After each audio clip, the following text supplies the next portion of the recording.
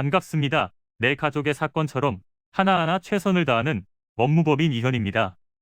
누구나 법적 문제가 생기면 심적으로나 경제적으로 큰 부담을 갖게 됩니다. 혼자서 해결해 보려 하겠지만 만족스러운 결과를 이끌어내기가 쉽지 않죠. 여러분의 정신적인 고통, 금전적인 어려움을 이해하며 이현의 법률 상담 시스템을 통해 도움을 드리고 있습니다. 의뢰인의 문제는 하나의 사건이 아니라 한 사람의 삶이라는 마음으로 면밀하게 분석하여 해결의 실마리를 찾아드리겠습니다. 자, 그럼 오늘의 주제인 뗀돈 형사고소에 대하여 함께 알아볼까요? 남에게서 빌려온 돈을 다시 되돌려주지 않는다면 민사상뿐만 아니라 형사상 문제가 될 수 있습니다. 대체적으로 돈 거래를 하는 사람들은 전문기관을 통해서 빌리거나 가까운 지인들로부터 빌리는데요. 지인들로부터 빌린 경우에는 시간이 얼마 정도 흐른 뒤에 갚기도 하고 아예 갚지 않기도 합니다. 상대방이 약속을 이행하지 않는다면 고소 또는 소송을 고려해 보실 수 있는데요. 고소와 소송 중 어떤 말이 맞는 걸까요? 둘 다 맞는 말입니다. 받아야 할 돈을 못 받으셨다면 사기죄와 연관 지을 수 있고 채무불이행인 경우 민사소송이 가능합니다. 민사제도를 이용하든 형사적 절차를 이용하든 중요한 것은 증거자료인데요. 차용증과 같은 서류가 없다면 통화 녹취록이나 빌려줄 당시의 문자 메시지 내용 등을 보관해 두셔야 합니다. 이와 같은 증거자료를 지참하셔서 지급명령 또는 민사소송을 진행하실 수 있는데요. 지급명령은 저렴한 비용에 간편하게 미수금 문제를 해결할 수 있는 독촉 절차이지만 상황에 따라서는 처음부터 민사소송을 하는 편이 나을 수도 있습니다. 민사소송의 경우 복잡한 소송 절차 및 높은 비용, 길어지는 소송기간 때문에 떼인 돈이 3천만 원 미만이라면 소액심판제도를 이용하여 신속하게 재판을 받아보시길 바랍니다.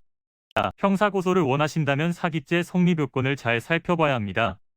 돈을 빌릴 당시 갚을 의사나 능력이 있었는지, 빌릴 당시의 목적과 실제 사용 목적이 달랐는지, 돈을 받기로 한 날짜에 갚을 능력이 있었는지를 봐야 합니다.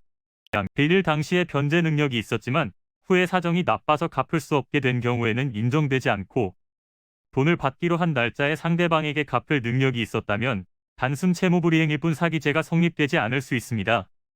이는 간단히 분석될 문제가 아닌 경우들이 대부분이므로 꼭 법률적인 상담을 받아보는 것이 현명하다고 볼 수 있습니다.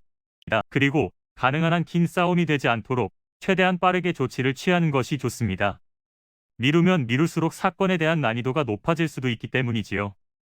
가벼운 병도 방치를 하면 상당히 무거운 병이 되듯이 이 또한 역시 사전에 바로잡으셔야만 간단한 조치로도 해결할 수 있는 가능성이 높아지는 것입니다. 여러분이 골머리를 앓고 계신 그 사안, 저희 법무법인 이현에게 알려주세요. 이현의 법률 상담 시스템을 통해 든든한 지원군이 되어드리겠습니다. 간혹 변호사가 아닌 사무장 등과 상담하는 줄로 오해하시는 분들이 계시는데 이는 전혀 아니며 저희 법무법인 이현은 변호사와 1대1로 상담이 이루어진다는 점을 다시 한번 꼭 알려드립니다.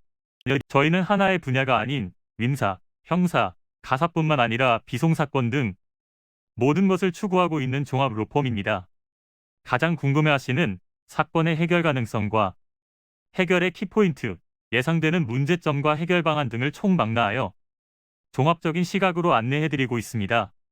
보다 정확한 상담을 위해 전국, 전 지역 상담 접수를 먼저 실시하오니 해당 화면에 보이는 번호로 먼저 연락을 주시면 친절한 안내를 도와드리도록 하겠습니다. 인터넷으로 법무법인 이현을 검색 후 홈페이지를 살펴보시고 와도 좋습니다. 언제나 의뢰인이 처한 상황을 이해하며 그 입장에서 생각하겠습니다. 저희는 법무법인 이현이었습니다. 감사합니다.